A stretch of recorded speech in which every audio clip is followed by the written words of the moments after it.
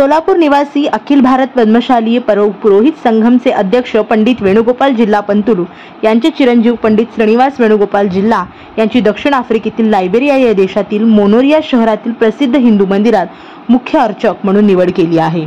श्री श्रीनिवास जिल्हा पंतुलू यांचे पूर्ण वैदिक अध्ययन काशी व रत्नागिरी येथील वैदिक पीठात झाले। एका पद्मशाली पुरोहित बांधवास प्रथमच परदेशात प्रमुख अर्चक होण्याचा मान मिळाला। हा पद्मशाली समाजाचा सन्मान आहे। चिरंजीव श्रीनिवास हे जिल्हा पंतुलू परिवाराची 5वी पिढी आहे व त्याचे वय 17 वर्षे आहे।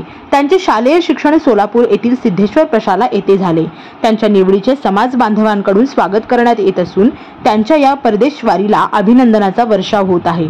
श्रीनिवास जिल्हा याला प्रदेशात स्थायिक होण्यासाठी गणेश दासरे यांचे विशेष सहकार्य झाले असल्याची माहिती श्रीनिवास जिल्हा वडील वेणुगोपाल जिल्हा यांनी सांगितले। या यशाच्या शिखरापर्यंत पोहोचण्यास मला आजोबाचे आशीर्वाद तसेच माझे वडील वेणुगोपाल, माझी आई अन्नपूर्णा, बहीण वेदांगी यांचे मार्गदर्शन व आशीर्वाद लाभले तसेच गणेश दासरी यांचे बहुमूल्य सहकार्य लाभले असल्याची माहिती पंडित श्रीनिवास जिल्हा यांनी सांगितले।